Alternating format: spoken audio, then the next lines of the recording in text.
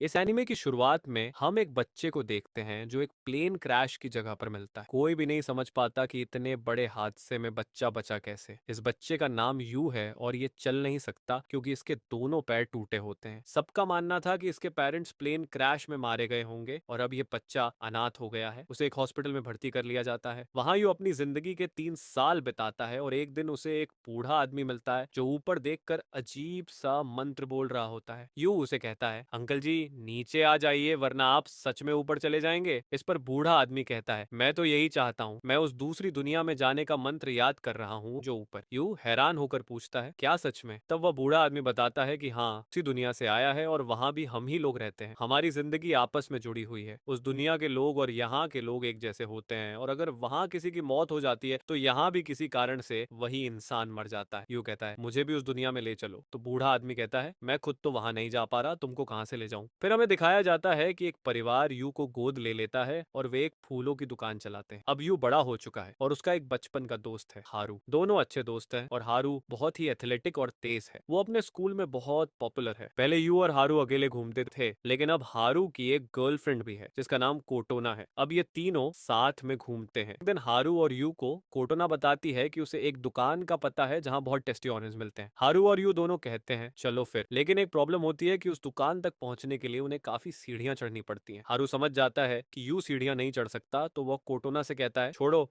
मेरा मन नहीं है ऑरेंज खाने का, हम बाद में कभी चलेंगे। कोटोना उसकी बात मान जाती है लेकिन यू को समझ में आ जाता है कि हारू ऐसा क्यों कह रहा है। तभी यू कहता है, अरे हाँ याद आया, मुझे जल्दी घर जाना है, कुछ काम है, और फिर वह वहां से चला जाता है। यू सीधे अपने घर जाता है और अपने बेड पर लेट जाता है क्योंकि उसे अंदर ही अंदर थोड़ा बुरा लगा था। अब हमें यह पता चलता है कि यू सीक्रेटली कोटोना को पसंद करता है लेकिन हारू का अच्छा दोस्त होने के कारण वो अपनी फीलिंग्स छुपा के रखता है। फिर हम देखते हैं कि कोटोना वापस अपने घर जा रही होती है और अचानक उसे महसूस होता है कि कोई उसका पीछा कर रहा है। थोड़ी देर बाद उसका शक सही साबित होता है और एक आदमी सच में उसका पीछा कर रहा होता है। वो तुरंत यू को फोन करती है और कहती है, मेरी मदद करो, कोई मेरा पीछा कर रहा है। यू तुरंत अपनी बहन साखी के पास जाता है और कहता है, गाड़ी निकालो जल्दी। वे दोनों गाड़ी में बैठकर कोटोना के पास जाते हैं। मीनवाइल कोटोना को पकड़ने वाला आदमी उसे मारने वाला होता है। तभी यू वहां पहुंचता है और पूरी स्पीड में उन दोनों की ओर बढ़ता है। हालांकि उसे थोड़ा वक्त लग जाता है और वह ठीक समय पर नहीं पहुंच पाता। इस दौरान वह आदमी कोटोना के पेट में चाकू घुसेड़ देता है और फिर भाग जाता है। कोटोना गिरने वाली होती है लेकिन तभी यू उसे पकड़ लेता है। तभी हारू भी वहां पहुंचता है और कोटोना को देखता है। एक तो हारू यू से पूछता है, क्या हुआ इसे?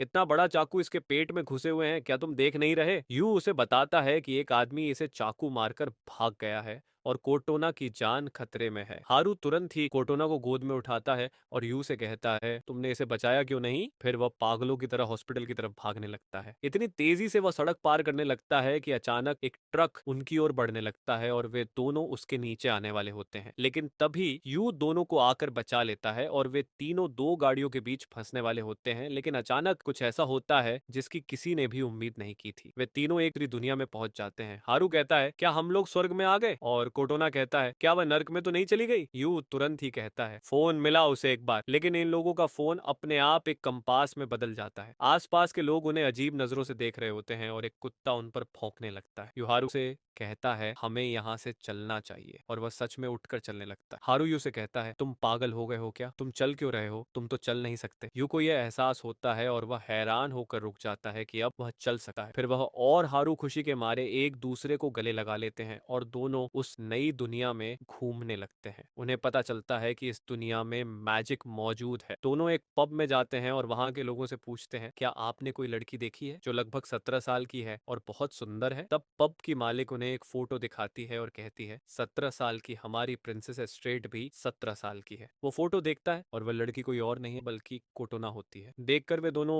शॉक्ड रह जाते हैं। तुरंत ही वे उस पैलेस तरफ दौड़ते हैं जहां प्रिंसेस रहती हैं, लेकिन गार्ड उन्हें अंदर नहीं जाने देते। तभी 3 हेलर्स आते हैं। वे दोनों हेलर्स की गाड़ी में छुपकर कैसल के अंदर पहुंच जाते हैं। ये हेलर्स असल में प्रिंसेस एस्टेट के लिए ही आए थे क्योंकि किसी ने प्रिंसेस पर एक बहुत ही स्ट्रॉन्ग कर्स लगा दिया था जिससे उसकी तबीयत धीरे धीरे खराब हो रही थी। अगर जल्दी ठीक नहीं किया गया तो उसकी जान चली जाएगी। 3 हेलर्स प्रिंसेस को ठीक करने की कोशिश करते हैं लेकिन कर्स इतना ताकतवर होता है कि वे तीनों मर जाते हैं। किंग और उसके सबॉर्डिनेट बहुत दुखी हो जाते हैं और वहां से चले जाते हैं। यू और हारू एस्टेट के पास जाते हैं और देखते हैं कि प्रिंसेस के पेट में एक चाकू घुसा हुआ है। हारू उसे निकालने की कोशिश करता है लेकिन नाकाम रहता है। फिर हारू कहता है मुझे ट्राई करने दो और किसी तरह यू चाकू को पकड़ लेता है। तभी उसमें से एक बहुत ही स्ट्रांग एनर्जी निकलने लगती है। यू हारू को धक्का देकर दूर हटा देता है और अपनी पूरी ताकत से उस चाकू को खींचने लगता है। तभी वहां पर प्रिंसेस की गार्ड आ जाती है जो कोई और नहीं बल्कि सिस्टर साखी। यू चाकू को नहीं निकाल पा रहा होता लेकिन तभी उसे कोटोना के लिए अपना प्यार याद आता और वह चाकू को खींचने की पूरी कोशिश करता है। किसी तरह बहुत मेहनत करके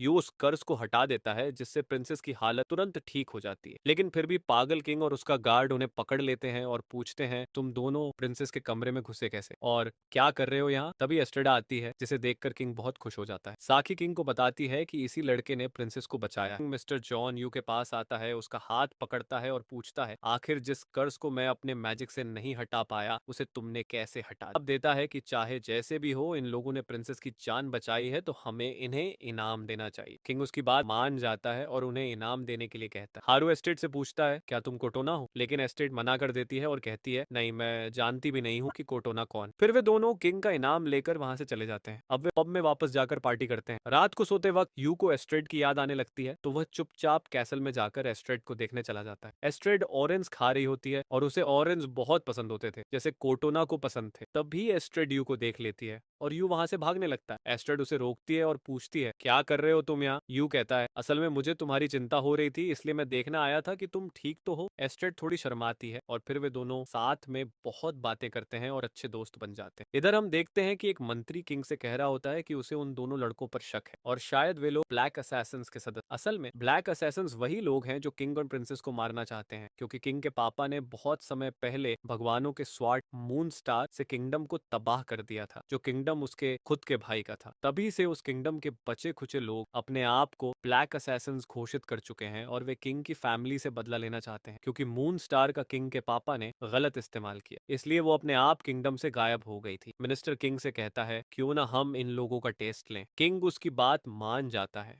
अगले दिन हारू और यू को किंग उनके पैलेस में बुलवाता है और उन्हें एक एक स्पॉट देकर ढेर सारे लोगों से लड़ने के लिए एक मैदान में उतार देता है। बहुत सारे लोग इस फाइट को देखने आते हैं। मिनिस्टर इन दोनों से कहता है तुम दोनों इस फाइट से अपनी लॉयल्टी साबित करो। फिर वह फाइट शुरू कर देता है। ये सारे लोग मिलकर इन दोनों पर अटैक कर देते हैं और ये दोनों किसी तरह मिलकर इन अटैक्स को डॉज करते रहते हैं। लेकिन अचानक से हारू गिर जाता है और एक आदमी उसे मारने ही वाला होता है। तभी यू उसे बचा लेता है। यू हारू से कहता है चलो इनको थोड़ा सबक सिखा देते हैं। हारू कहता है हाँ ठीक है और फिर ये दोनों अकेले ही उन सारे लोगों से भिड़ जाते हैं और सरप्राइज ये दोनों अकेले ही उन सारे लोगों को हरा देते हैं। मिनिस्टर फाइट को रोक देता है और उन्हें ऊपर बुलाता है। फिर अपने सोल्जर्स को अरेस्ट करने का आदेश देता है। आशीष पूछती है लेकिन क्यों, इन लोगों को क्यों अरेस्ट कर रहे हो, इन्होंने तो मेरी जान बचाई थी। इस पर मिनिस्टर कहता है एक तो इन लोगों ने इतने ताकतवर को इतनी आसानी से हरा दिया और ऊपर से इनकी स्पोर्ट्समैनशिप भी बहुत शानदार है। इन सब कारणों से हमें लगता है कि ये लोग ब्लैक असैसिन्स के सदस्य हो सकते हैं, इसलिए हम इन्हें अरेस्ट करेंगे और इनसे पूछताछ करेंगे। आरू यू से कहता है ये तो बहुत गलत हो रहा है, हम लोगों के साथ ऐसा क्यों हो रहा है। यू कहता है हाँ सही कह रहे हो, हमें इस वर्ल्ड से अब वापस लौट जाना चाहिए। आरू पूछता है लेकिन कैसे। यू कहता है याद करो पिछली बार जब हम लोग मरने वाले थे तभी हम इस वर्ल्ड में टेलीपोर्ट हो गए थे, तो उसी हिसाब से जब हम इस वर्ल्ड में मरने वाले होंगे हमें फिर से टेलीपोर्ट हो सकते हैं। तो दोस्तों ये थी दो दोस्तों की अनोखी कहानी। क्या वे अपने असली वर्ल्ड में लौट पाएंगे? जानने के लिए अगली कहानी का इंतजार करें। अगर वीडियो पसंद आई हो तो लाइक शेयर और सब्सक्राइब करें। मिलते हैं अगले वीडियो में।